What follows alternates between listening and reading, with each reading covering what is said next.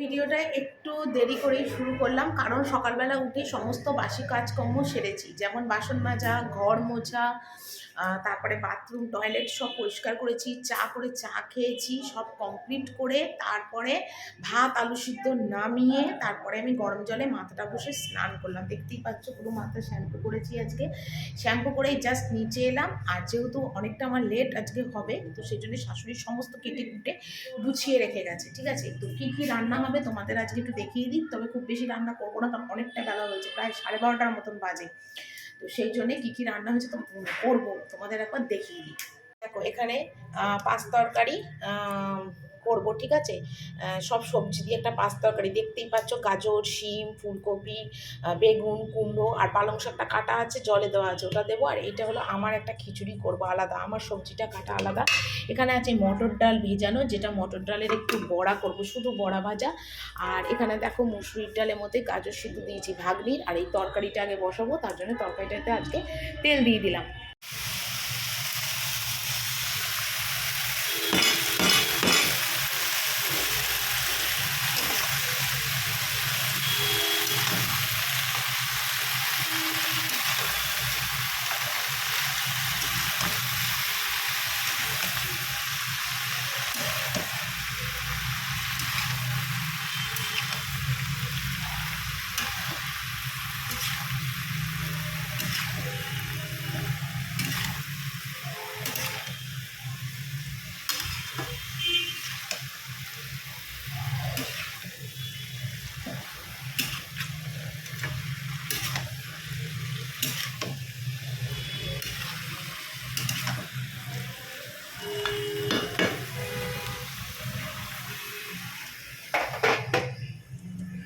আর এই দেখো বাবুকে এখন আমি খেতে দিয়ে দিয়েছি পাঁচ তরকারি, ভাত আর মটর ডালের বড়া, ঠিক আছে। আর এই বাবু এখন খাচ্ছে, আর বাবুকে আমি এখন একটু খাইয়ে দেবো, না বাবুর আরও দেরি হবে খেতে। আর আমার এখানে ভাত তো আগেই হয়ে গেছে, আর তরকারিটাও হয়ে গেছে।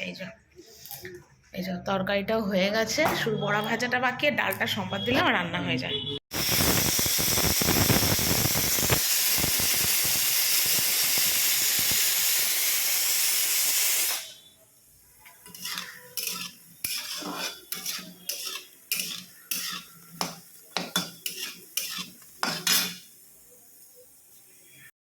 তো রান্নাবান্না আমার একদম কমপ্লিট। আর কমপ্লিট করে সমস্ত গোছালাম। রান্নাঘরে তো শুধু রান্না করলেই হলো না, একটা রান্নাঘরকে সুন্দরভাবে রান্না করার পরে অনেকগুলোই কাজ থাকে। রান্নাবান্না গুছিয়ে রাখা, বাসন কোসন গুছিয়ে রাখা, তারপর রান্নাঘরটা একটু পরিষ্কার করা, সবটাই কিন্তু থাকে। তো কালকে রান্নাঘরটা মোছা হয়নি, তো ওই জন্য ভাবলাম চলো আজকে রান্নাঘরটা একটু মুছে নিই।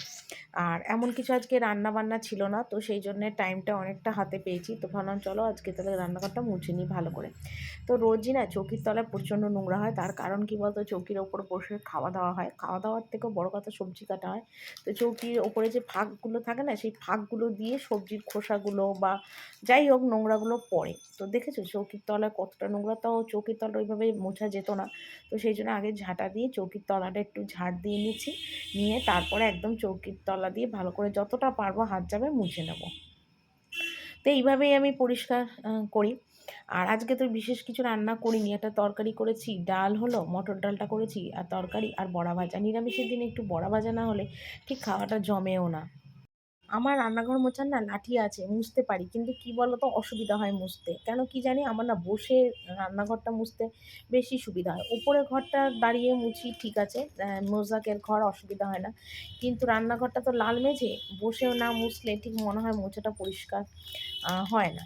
তো যাকে আমার রান্নাঘরটা বেশিরভাগ সকালে আমি মুছি না, খুব কম, বেশিরভাগই বেলার দিকে মুছি। তাহলে কি হয়, এখন আর রান্নাঘরে আপাতত কেউ আসবে না, যারা আসবে সব খাওয়ার সময় আসবে, তখন পাখা চালিয়ে ঘরটা শুকিয়ে নিতে পারবো। আর ভেজা ঘরের মধ্যে পা দিয়ে হাঁটলে না একটা বিচ্ছিরি দাগ দাগ হয়ে যায়। তো সেই জন্য বেশিরভাগই আমি একদম রান্নাঘরের কাজকর্ম করে পরিষ্কার করে তারপরেই কিন্তু রান্নাঘরটা মুছি। তো যতটা পারছি কোনা চিপা সব সরিয়ে সরিয়ে মুছে নিচ্ছি, কারণ একটা রাস্তার ধারে ঘর অনেকটাই ধুলো নোংরা হয়।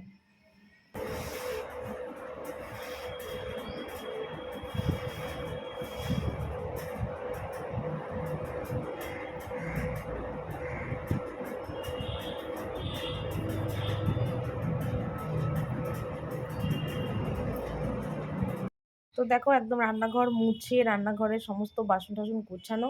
আর রান্নাঘরটা পাকা ছেড়ে একদম শুকিয়ে নিয়েছি। দেখো কি চকচক করছে। আর রান্নাঘরের সামনেটা দেখো এখান দিয়ে ধুয়েছি খুব ভালো করে। আর এদিকে গ্যাস-ট্যাসগুলোও কিন্তু সমস্ত একদম মুছে নিয়েছি। ডাস্টবিন বালতিটা ফেললাম। এইসব করলাম। আর এই দেখো গামলার মধ্যে পাকা, রান্নাঘরের পাখাটা খোলা হয়েছে যেটা প্রচণ্ড নোংরা হয়ে গেছে। তো জলের মধ্যে ভিজিয়ে রাখলাম। দেখি ২ দিন পর ওটা সাবান দিয়ে স্কচ ব্রাইট দিয়ে মেজে দেবো। আর এদিকে সিঁড়ির তলা দিয়ে পুরো জল ঢেলে ভালো করে ধুয়ে দিলাম।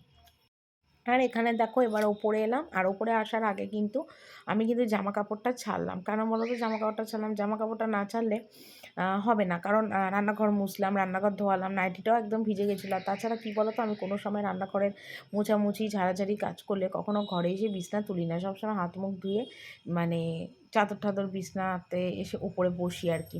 আর যেহেতু আজকে সকাল সকাল চান হয়ে গেছে, চানের ঝামেলাটা নেই। সেই জন্য একদম জামা কাপড়টা একটু ছেড়ে নিলাম, হাত মুখটা ধুয়ে নিলাম, হাতে সাবান দিলাম, দিয়ে বিছানার চাদরটা এখন একটু তুলে দিচ্ছি। আর এমনিতে তো শীতকালে তো চাদর আমি বলতে নেই মানে ২ দিন ৩ দিন ছাড়া ছাড়াই ৪ দিন ছাড়া ছাড়া তুলতাম। তো এখন গরমকাল পড়ছে হয়তো ১ দিন ছাড়া ছাড়াই বিছানার চাদরটা তুলতে হবে। কারণ আ যাই হোক গরম একটা ঘাম ঘাম ব্যাপার থাকে। বিছানার মধ্যে সারাক্ষণই শুয়ে থাকি, বসে থাকি সমস্ত কিছু বিছানার মধ্যে। তো সেইজন্যই বিছানার চাদরটা তুলবো আর কি। তুলে দিচ্ছি। আর গরমকালে তো আরোই তুলবো, বাদ দাও। তা এখানে দেখো এই চাদরটাই পাতলাম। রোজ একঘেয়ে গোলাপি চাদর আর খয়েরি চাদরটা পাতি। তো আজকে মনে হলো না চলো আজকে একটুখানি চেঞ্জ করেই চাদরটা পাতি। তো সেই জন্যে দেখো আজকে এই চাদরটা পাতলাম, ঘিয়া চাদরটা। এই চাদরটা আমার মা দিয়েছিল। তো মা অনেক ভারী, এই চাদরটা ঠিক মানে পাততে পারে না, পাতলেও কাচাকাচি করার সমস্যা। তো সেই জন্যে এই চাদরটা কিন্তু আমি সবসময় মানে মা ওই জন্য আমাকে দিয়ে দিয়েছে। তো আমিই পাতি। তো আমিও সবসময় পাতি না, কারণ আমার পক্ষেও কাচাটা সম্ভব না। তো যাকগে আমি কিন্তু ভিজিয়ে রাখি চাদরটা, তারপরেই কিন্তু কাচি।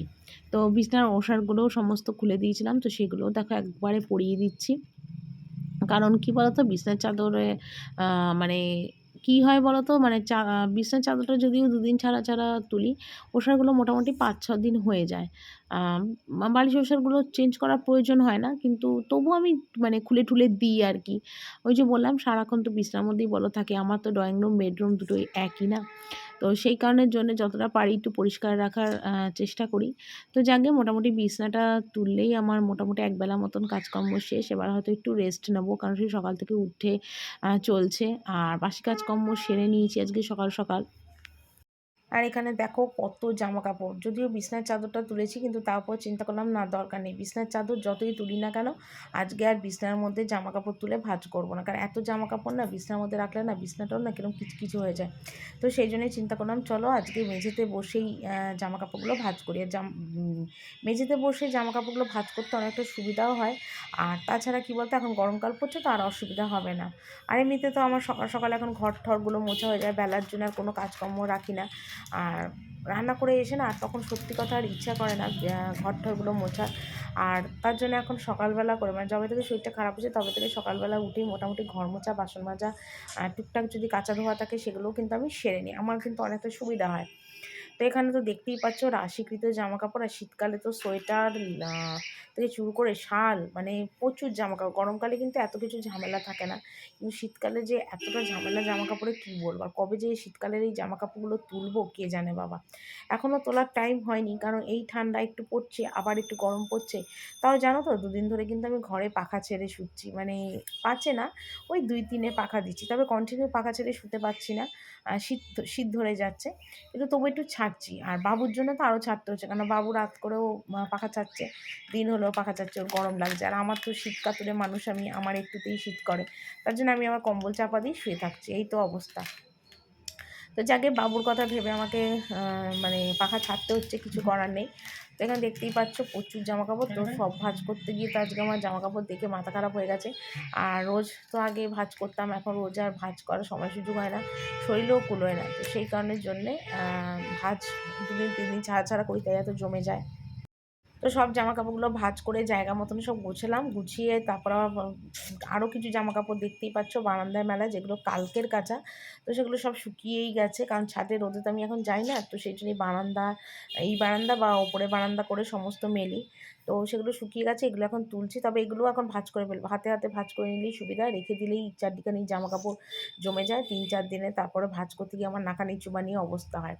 মানে কি বলবো, মানে সত্যি কথা এই কাজটা করতে গিয়ে না আমার না কেন জানি না আজকাল খুব নাগার নিচু বানিয়ে খেতে হচ্ছে, মানে খুব ঝামেলা সৃষ্টিও যাকে বলে।